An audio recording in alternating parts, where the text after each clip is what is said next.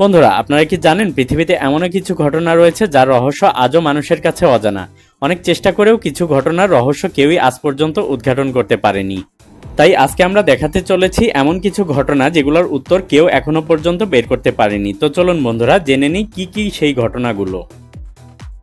আপনাদের সবারই কম বেশি জানা আছে বারমুডা ট্রায়াঙ্গেল সম্পর্কে। বারমুডা ট্রায়াঙ্গেল রহস্যময় ঘটনার জন্য বিখ্যাত, কারণ এই অঞ্চলে জাহাজ এবং বিমানের কোথাও কোনো চিহ্ন না থাকায় অসংখ্যবার অদৃশ্য হয়ে যাওয়ার খবর পাওয়া গেছে। উত্তর আটলান্টিক মহাসাগরে অবস্থিত এই ত্রিভুজটি ফ্লোরিডার আটলান্টিক উপকূল থেকে বারমুডা এবং গ্রেটার অ্যান্টিলিস পর্যন্ত বিস্তৃত।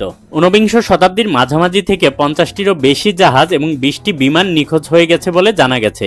প্রায়শই কোনো বিপদ সংকেত বা ধ্বংসাবশেষ খুঁজে পাওয়া যায়নি। মার্কিন জাতীয় মহাসাগরীয় ও বায়ুমণ্ডলীয় প্রশাসন জানিয়েছে যে অন্যান্য ভারী ভ্রমণকারী সমুদ্র অঞ্চলের তুলনায় এখানে নিখোঁজ হওয়ার পরিমাণ অত বেশি ঘটে না। তবে ভয়ের কথা হলো যে এখানে কোনো ধ্বংসাবশেষ বা যোগাযোগের চিহ্ন পাওয়া যায়নি এবং এখনও বিজ্ঞানীরা সঠিক কারণ ব্যাখ্যা করতে পারেনি। পরের যে ঘটনাটি আমরা বর্ণনা করব সেটি হচ্ছে মালয়েশিয়ান এয়ারলাইন্স ফ্লাইট MH370 এর ঘটনা। কুয়ালালামপুর থেকে বেইজিং যাওয়ার সময় মালয়েশিয়ান এয়ারলাইন্সের যাত্রীবাহী বিমানটি নিখোঁজ হয়।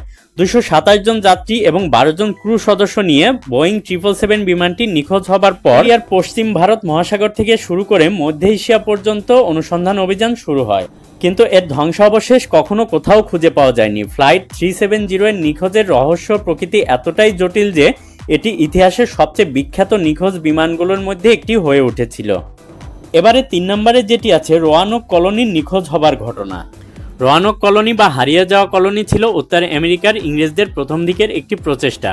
1585 সালের প্রথম দিকে এই কলোনি স্থাপিত হলেও তা বেশি দিন টেকেনি।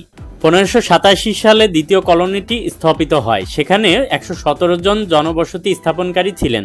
জন হোয়াইট কলোনির গভর্নর ছিলেন। তিনি 1590 সালে ইংল্যান্ড থেকে রসদ ও অন্যান্য সামগ্রী আনতে যান, কিন্তু যুদ্ধের কারণে 3 বছর পর তিনি ফিরে আসেন। ফিরে এসে তিনি কলোনির কাউকেই আর খুঁজে পাননি।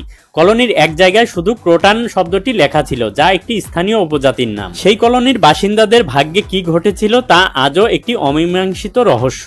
বিভিন্ন তত্ত্বে প্রস্তাব করা হয়েছে বসতি স্থাপনকারীরা স্থানীয় উপজাতিদের সঙ্গে মিশে গিয়েছিল, অথবা তারা অন্য কোথাও চলে গিয়েছিল, বা তারা প্রাকৃতিক দুর্যোগ বা রোগের শিকার হয়েছিল, অথবা তাদেরকে স্থানীয় উপজাতিরা আক্রমণ করে মেরে ফেলেছিল। এবার 4 নম্বরের ঘটনাটি আপনাদের বলবো, দিয়াতলব পাস ইনসিডেন্ট। 1959 সালে 2রা ফেব্রুয়ারি রাতে দিয়াতলবের নেতৃত্বে 9 জন পর্বতারোহী উরাল পর্বতমালার একটি গিরিখাতে তাঁবু স্থাপন করেন, কিন্তু পরদিন সকালে তাদের তাঁবু অক্ষত অবস্থায় পাওয়া গেলেও ভেতরে কেউ ছিল না। সবাই বাইরে বেরিয়ে গিয়েছিল, এমনকি জুতো এবং প্রয়োজনীয় জিনিসপত্রও ফেলে গিয়েছিল। পরে তাদের মৃতদেহগুলো বিভিন্ন জায়গায় পাওয়া যায়। কারো শরীরে আঘাতের চিহ্ন ছিল, কারো পোশাক ছিল ছেঁড়া।